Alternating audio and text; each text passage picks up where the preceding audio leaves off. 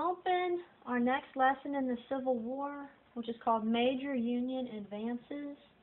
Our objectives are to know the details of Sherman's march to the sea, describe Sherman's march north and the destruction of Columbia, identify details of the Battle of Nashville. Look at your vocabulary words. The gradual wearing away of morale and the power to resist by persistent attacks is attrition. To include the entirety of something is encompass. Always needing more and impossible to satisfy is insatiable. The width cut by a single passage of a mower or combine is a swath. Okay. Look at your comic. You have one bird with a torch. The other one's running away, I guess. During times of severe drought, wildfires often can break out. These terrible fires can burn thousands of acres and destroy hundreds of homes. There is no tougher job in the world than being one of the brave men and women who are given the task of putting these massive fires out. They literally work around the clock for days at a time. It's not uncommon for these fighters to work 20 or 30 hours straight in the most exhausting of conditions. What keeps them going? A strong will to stop the destruction from spreading. At some point, however, the needs of the human body take over, and these men and women drop from total exhaustion. There's only so much the body can take before it has to rest, no matter how strong the will. Such was the case with the Confederacy. The South was battling a determined enemy on all fronts and had been doing so for 3 years. Limited resources and manpower had caused troops to work continuously for a long time. They were exhausted and malnourished. It was only a matter of time before these weary souls would have to stop. No matter how long their wills appeared to be, they were being pushed to the absolute limits of human endurance as the net drew closer around them. Okay, Sherman's march to the sea. So first in your note, I want today's date.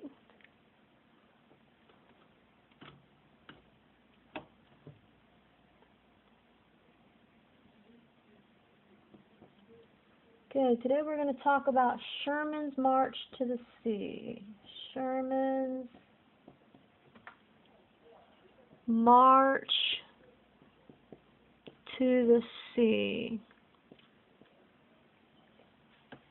And this is November 16th to December 21st, 1864. After the fall of Atlanta, the War of Attrition took on a whole new meaning. Perhaps the strongest attributes of the South were its will, spirit, and enthusiasm for the war. Sherman aimed at these and made them his priority. Simply put, he set out a directive aimed at destroying these qualities. Okay, well, it's not often we talk about the strong points of the Confederacy, so we better write them down, okay? The Confederacy's strong points. Strong points. We said their strong points are their will, their spirit, and enthusiasm for the war.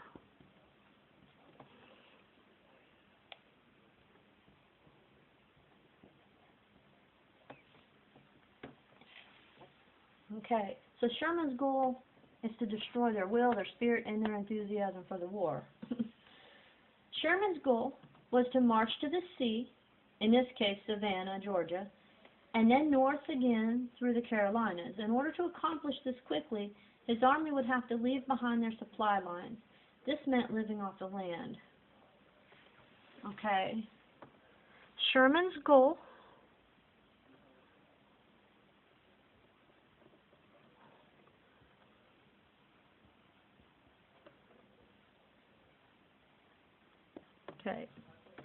Sherman's goal was to march to the sea,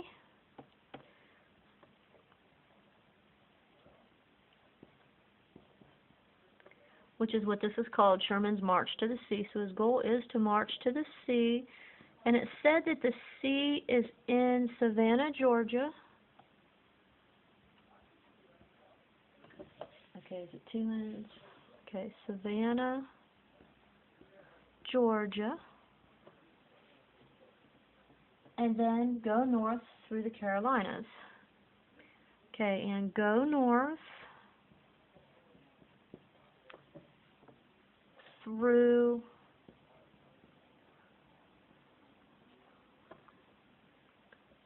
North and South Carolina.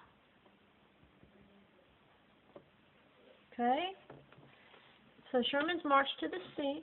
We said the Confederates had 3 strong points: their will, their spirit, and their enthusiasm for war. Sherman's goal was to march to the sea in Savannah, Georgia, and go north through North and South Carolina.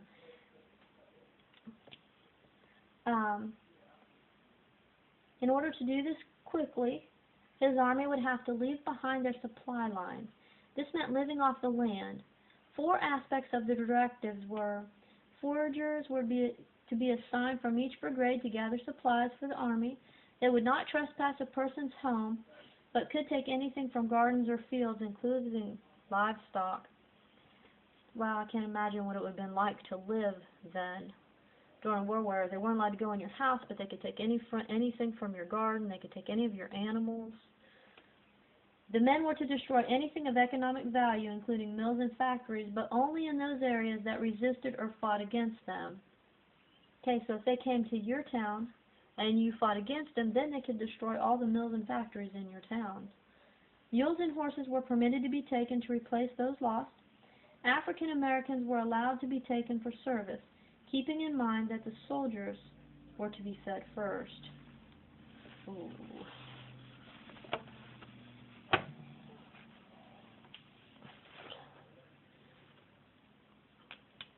Okay. So, Sherman's goal is to march to the sea. It says that Sherman has to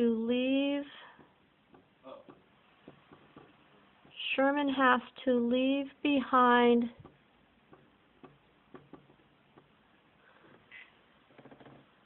their supply lines.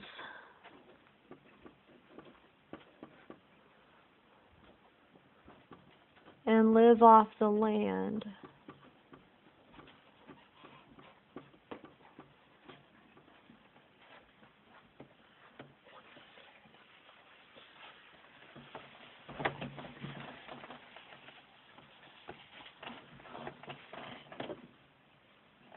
Okay, so there's 4 aspects of the directive. There's 4 things that's going to have to be done. Number 1, foragers were assigned to each brigade. Foragers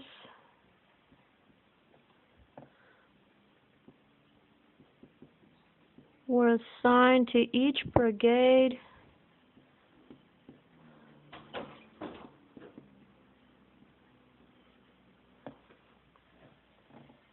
For the army, it said they couldn't trespass into a person's house, but could take anything from gardens or fields, including livestock.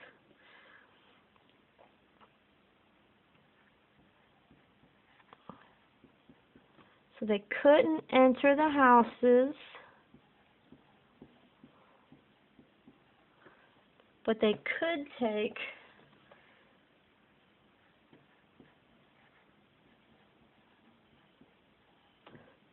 from gardens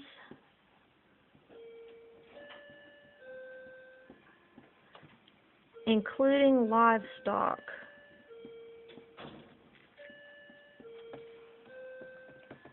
Okay, the men were to destroy anything of economic value, including mills and factories, but only in the areas that resisted or fought against them. Okay, so 2.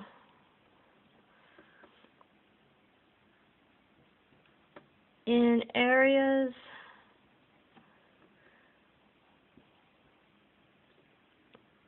where people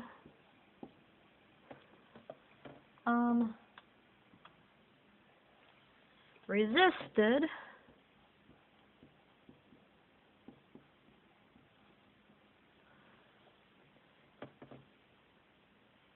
they were to destroy all mills and factories. Destroy mills and factories.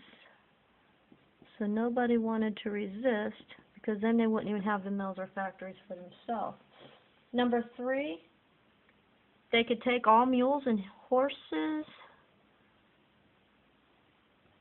So they could take needed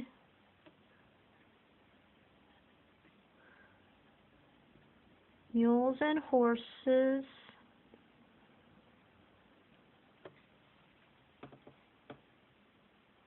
Number 4, they could take African Americans for service, but the soldiers were to be fed first. And that sounds kind of contradictory, because they're fighting to set them free, but they're going to take them for service. Okay, they could take blacks for service.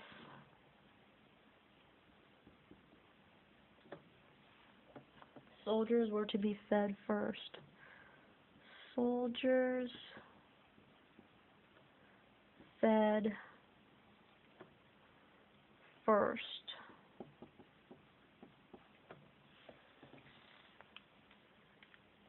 Okay, so in order for Sherman to go quickly, he has to leave behind his supply lines and live off the land. So forages were assigned to each brigade of the army. They couldn't enter the houses, but they could take from gardens and livestock. In areas where people resisted, they were to destroy all the mills and factories. They could take mules and horses, as many mules and horses that they needed. They could take blacks for service, but the soldiers had to be fed first. Other than the things needed to live off the land as mentioned in the directive, Sherman ordered everything else destroyed. All factories of the Southern economy were targeted. The obvious ones, such as railroads and manufacturing, would be destroyed, but added to the list were farms, homes, shops, and other private property. The war would now encompass all of Southern society, hence the term total war. Sherman was fighting to exterminate the South's ability to fight and support the war. There would be no concern for the needs of the civilian population. Okay, so not only was Sherman going to do this, Sherman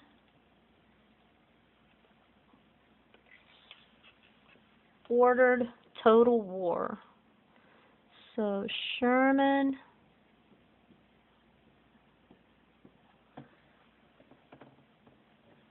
total war. He ordered total war.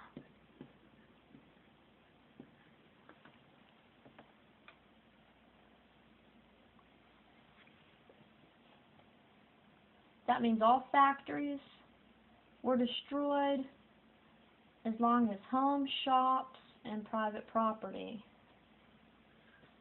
So total war means to basically destroy everything they don't take.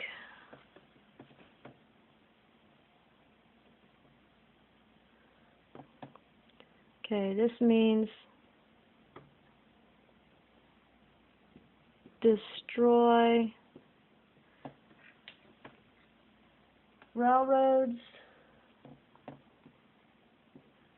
Okay, they're going to destroy railroads, farms,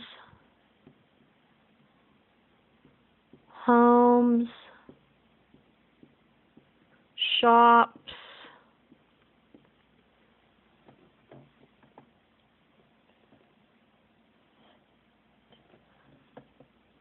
and private property.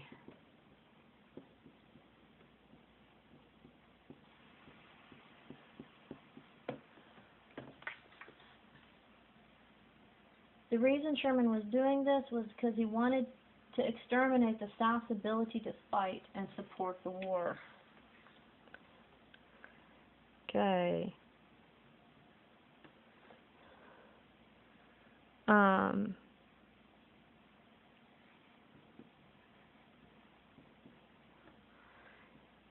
he didn't want the South to be able to support the war.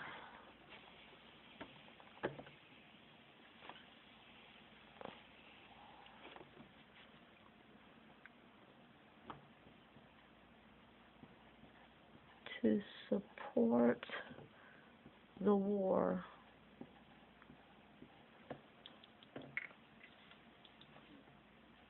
There would be no concern for the needs of the civilian population.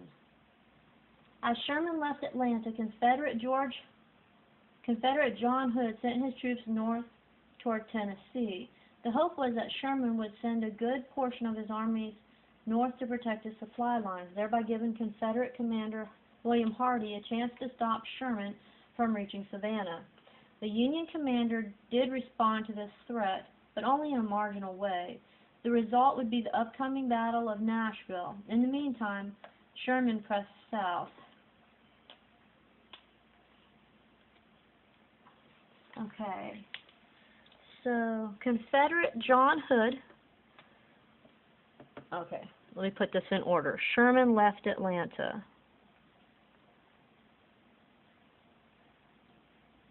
Okay, so Sherman left Atlanta.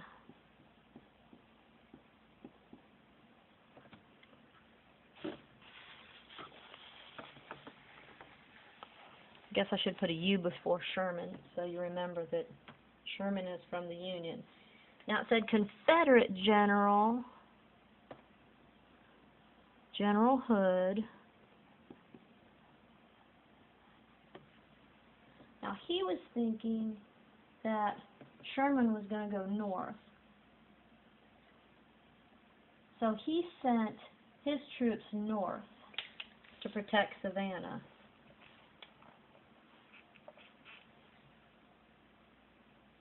Okay, he sent his troops north. Okay.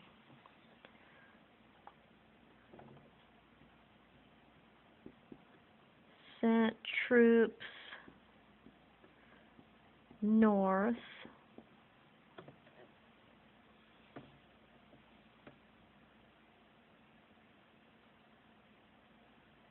because, okay, Confederate General Hood sent his troops north because he thought Sherman was going north to protect his supply lines. And he thought it would give Confederate Commander Hardee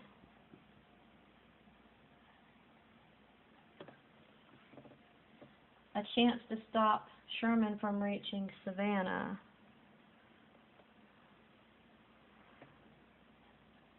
Okay, so Hardee to stop Sherman from entering Savannah.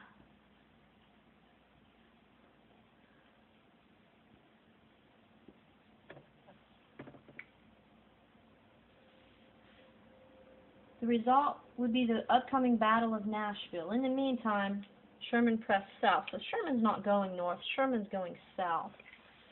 So he said Sherman declared total war, which was to destroy railroads, farms, houses, shops, and private property.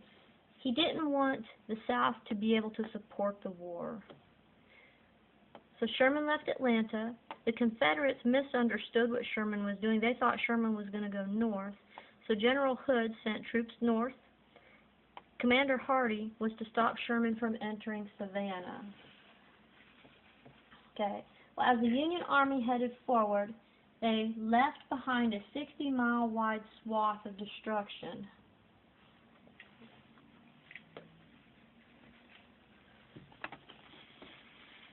Okay, now remember, they're destroying everything along the way. railroads, houses, farms. They're destroying everything. So he said when Union, okay, the Union is heading south.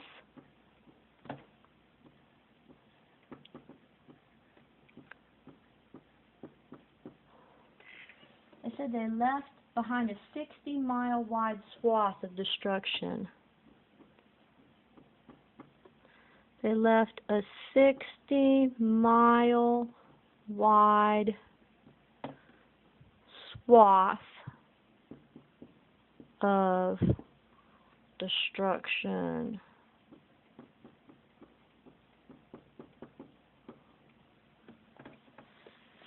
Such strategy left his army no recourse but to proceed forward. The commitment once made could not be dropped. They arrived in Savannah in the early part of December with only Hardee's small force standing in the way because, remember, General Hood sent everybody north because they thought Sherman was going north. So when Sherman did enter Savannah, he didn't have very many men there.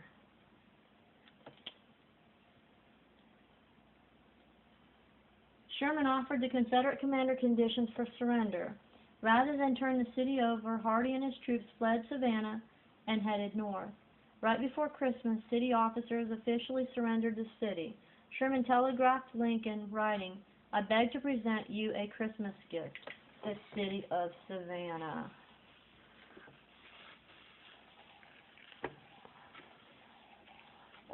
Okay. So the Union, Sherman, so the Union Army, which is Sherman,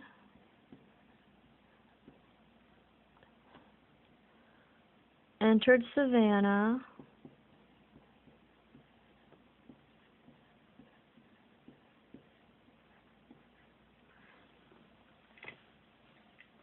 He allowed Hood to surrender.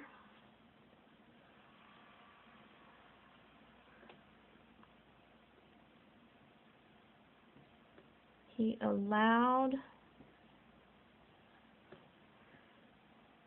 Confederate General Hood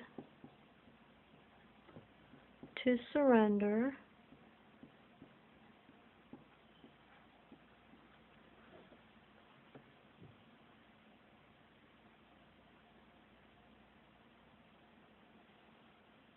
Rather than turn the city over, Hardee and his troops fled Savannah and headed north.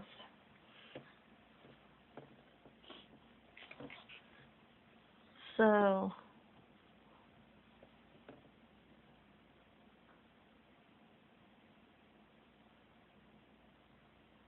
I'm sorry, I didn't mean Hood.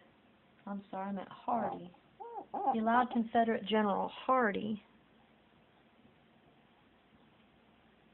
to surrender, but instead of surrendering, Hardee took off. So Confederate General Hood, I keep saying Hood, it's not Hood, it's Hardee. Confederate General Hardee, he's going to go north. He fled north.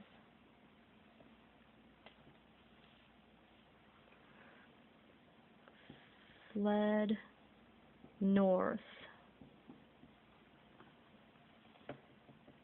Okay. Right before Christmas, city leaders officially surrendered the city. So here again, the city officials had to surrender the city because the Confederate general took off.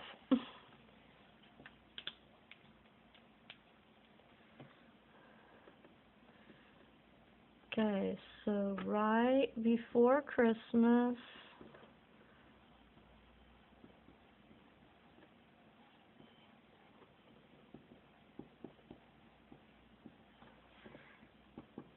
city officials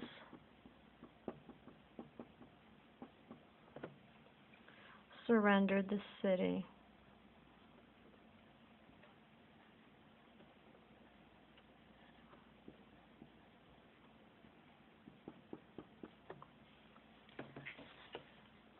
it says Sherman telegraphed Lincoln. Okay, so again, Sherman telegraphed Lincoln.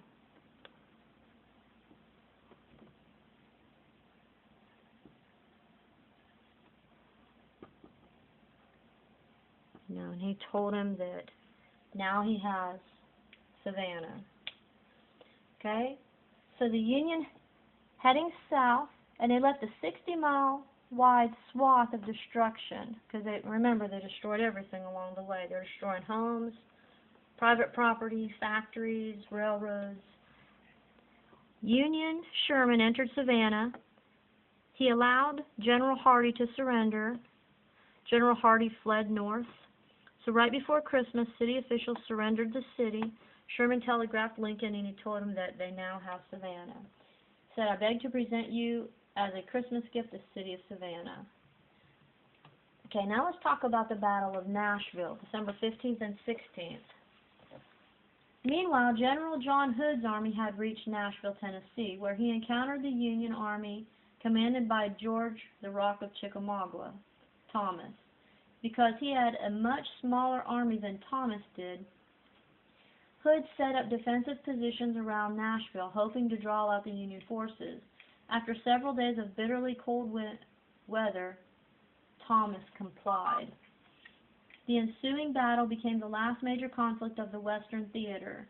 Hood made a major mistake by sending his cavalry to take a nearby town.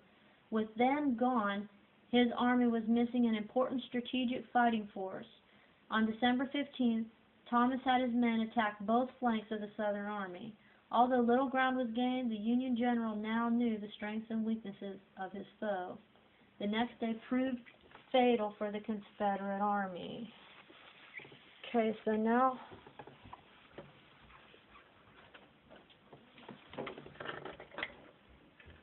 we're talking about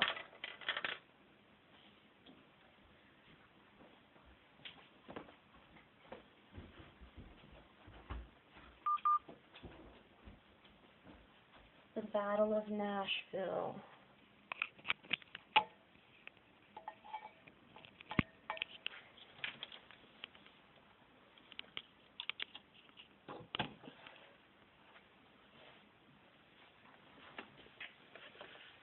Okay, so the Battle of Nashville.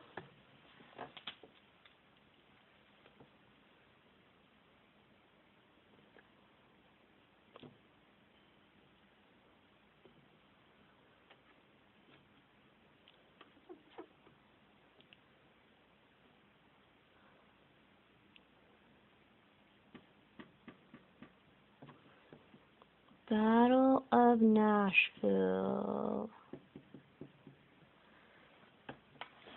Okay. Okay, so we said the Confederate General Hood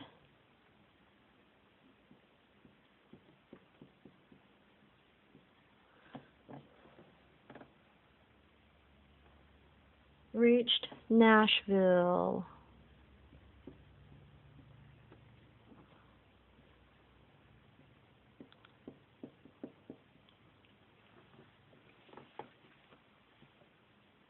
Okay, the Union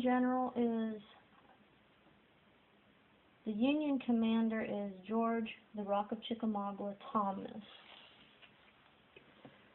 So the Union commander George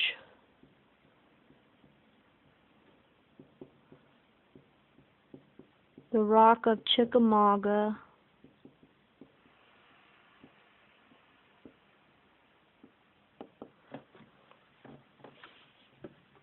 Thomas.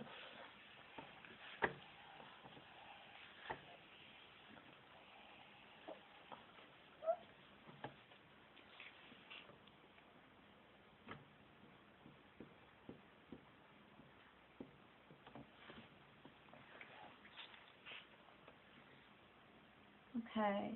Now, General Hood's army was smaller than Thomas's, so Hood set up defensive positions, hoping to draw out the Union forces. So Hood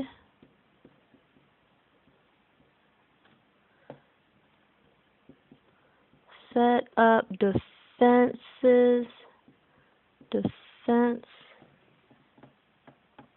defensive positions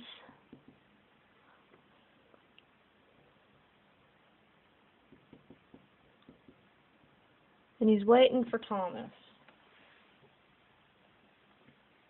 After several days of bitterly cold weather, Thomas complied.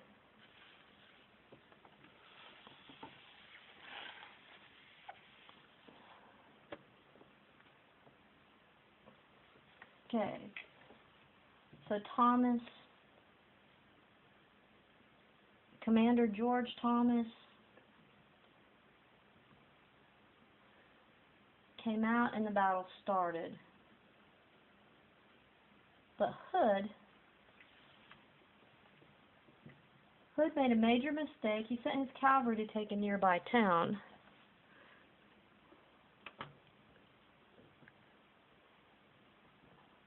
He sent cavalry to take a nearby town.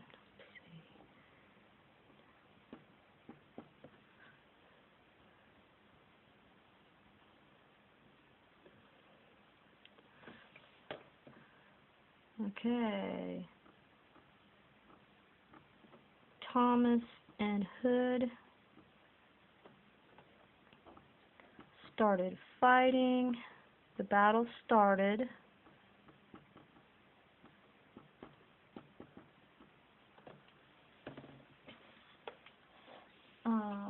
Thomas had his men attack both flanks.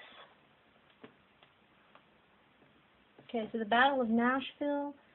When the Confederate General Hood reached Nashville, the Union Commander George the Rock of Chickamauga Thomas. So General Hood set up defensive positions, and he sent his cavalry to take a nearby town. And while they were gone, Thomas and Hood, the battle started. They started fighting.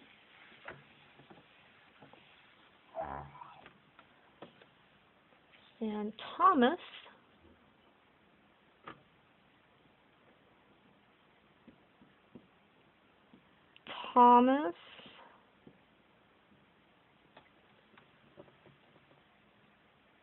had his men attack both flanks.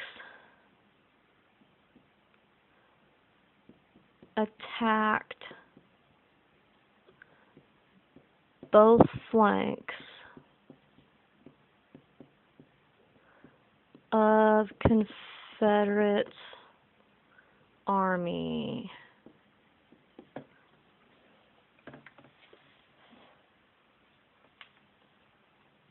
Okay. On the afternoon of the 16th, the Union Army, concentrating on Hood's left flank, attacked with a vengeance. In just a few short hours, the Confederate army was soundly crushed. An icy rain began to fall in the early evening as the Southern force retreated with the Union Army in hot pursuit. The poor weather eventually allowed the rebel forces to escape, but the damage had been done. Hood had arrived in Tennessee with more than 30,000 men and had left with fewer than 10,000. Okay, so it says the Confederate Army was crushed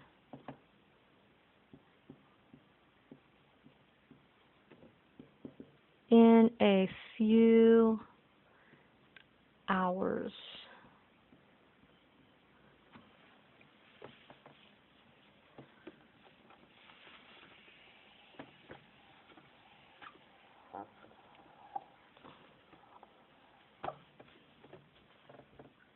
Okay, and it said South retreated.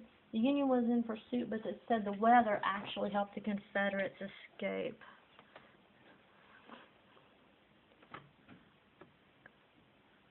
Confederate Army retreated.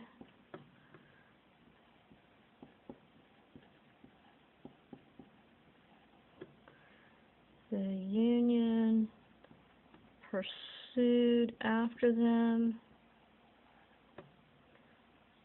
The bad weather helped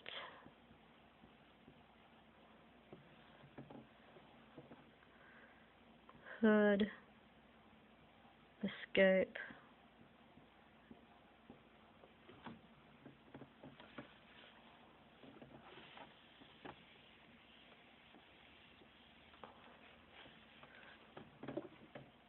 It said that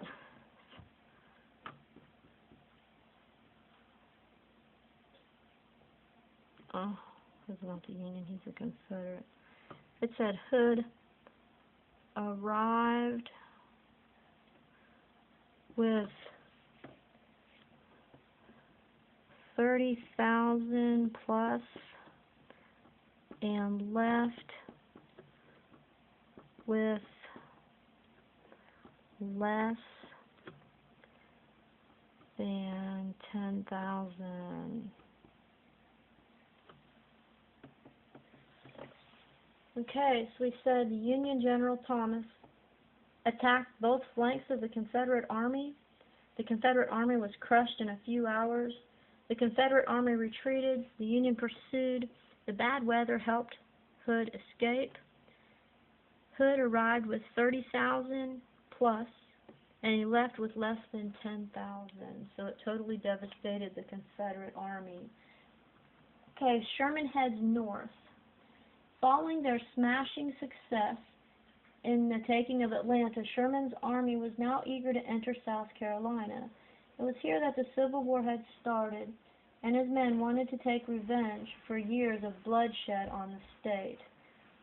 Sherman wrote, "The truth is the whole army is burning with an insatiable desire to wreak vengeance upon South Carolina. I almost tremble at her fate, to feel that she deserves all that seems in store for her." Okay. Sherman's army marched into South Carolina basically unimpeded. They had reached the city of Columbia where tragedy struck. During the early evening, a fire began somewhere in the city. High winds quickly fanned the flames until much of the city was on fire. Townspeople and Union troops spent much of the evening controlling and putting out the fire. Okay, so we talked about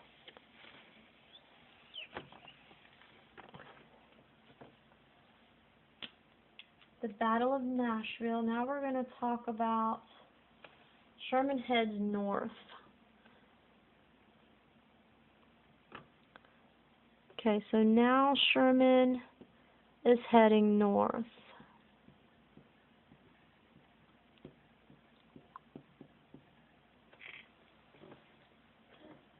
Okay.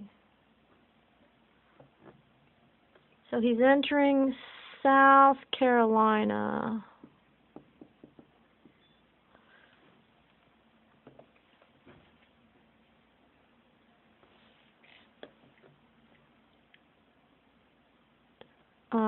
A fire started somewhere in the city.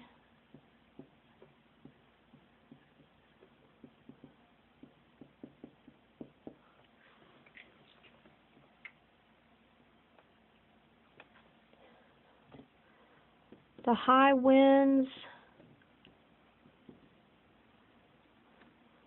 caused the fire to spread. So almost the whole city was on fire. And it said that they spent much of the evening controlling and putting out the fire.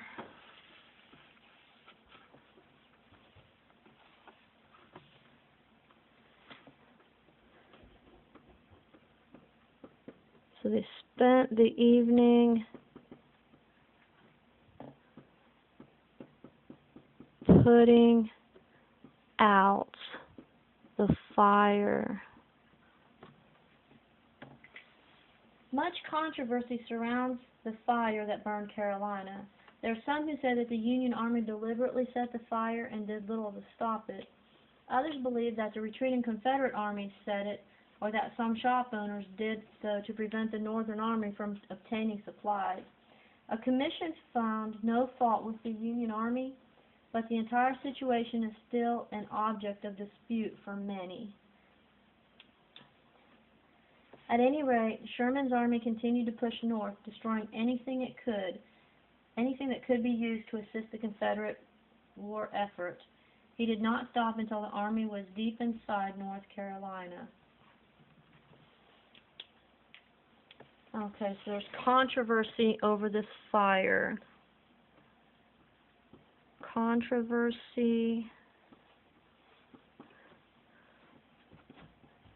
over the origin of the fire.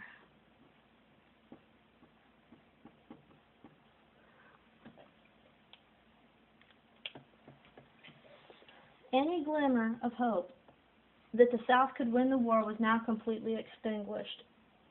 The economic infrastructure of the Confederacy was in ruins, with no hope of rebuilding. Hundreds of miles of rails were destroyed, many wrapped around trees and named Sherman's neckties. Factories and mills were burned and thousands of acres of farmland devastated. The total destruction almost squashed the will of the Southern people, which was Grant's primary goal. The desire to continue fighting a losing war was gone. There was only one task remaining for the Union Army, and that was the capture of the Confederate capital, Richmond. Okay, so it said that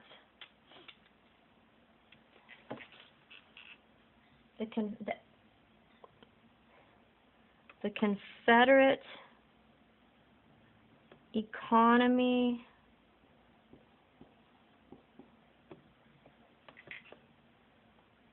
was in ruins.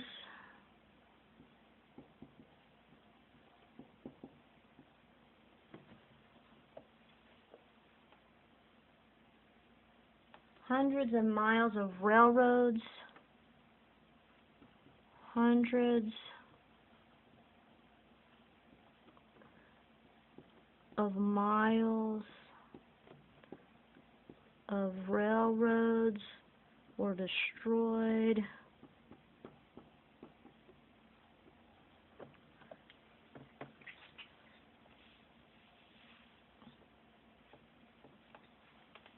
A lot of these rails, they wrapped them around trees and called them Sherman's neckties.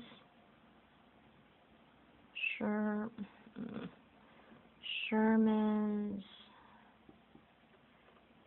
neckties were the rails wrapped around trees.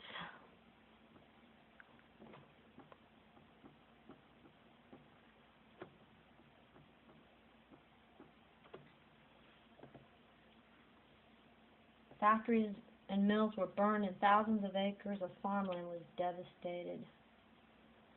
Okay, so we said Sherman heads north into South Carolina. A fire started somewhere in South Carolina. The high winds caused the fire to spread.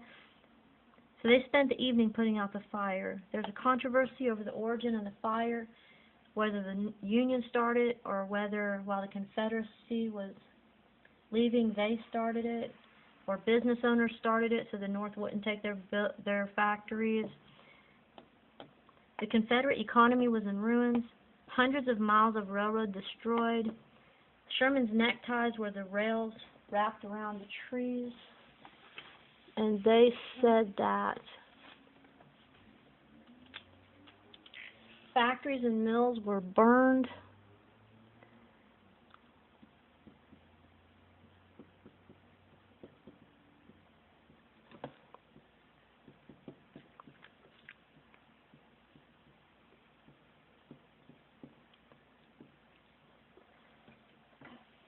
And thousands of acres of farmland. Okay, farmland. Thousands of acres were destroyed.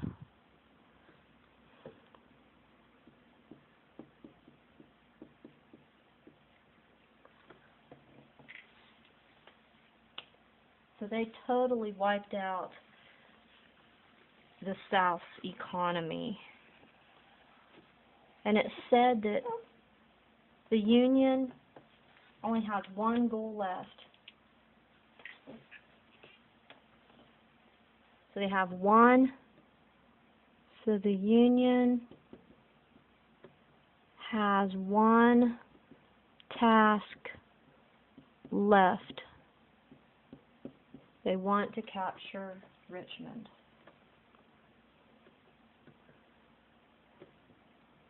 Capture Richmond because it's the capital of the Confederacy. Okay, let's review. Before completing the problems, make sure you understand the main points of the lesson. When Sherman decided to march to Savannah, he issued some directives. Foragers were to be assigned from each brigade to gather supplies for the army. They could not trespass a person's home, but could take anything from gardens or fields, including livestock. The men were to destroy anything of economic value, including mills and factories, but only in those areas that resisted or fought against them. Mules and horses were permitted to be taken to replace those lost. African Americans were allowed to be taken for service, keeping in mind that the soldiers were to be fed first. Sherman's army cut a 60-mile wide path of destruction from Atlanta to Savannah. They did this while living off the land and ruining the Southern economy. Upon their arrival in Savannah, they were able to take the city without firing a shot. Sherman then chose to march north into the Carolinas. His men wanted to devastate South Carolina in particular, since it began the Act of Secession. Here the city of Columbia was nearly burned to the ground. Sherman's campaign of attrition completely demoralized the South and destroyed its will to continue fighting the war. By the time he reached North Carolina and defeated the last remnants of the Confederate army there, the Civil War would be over. Go ahead and study your notes, review your lesson, and answer those questions.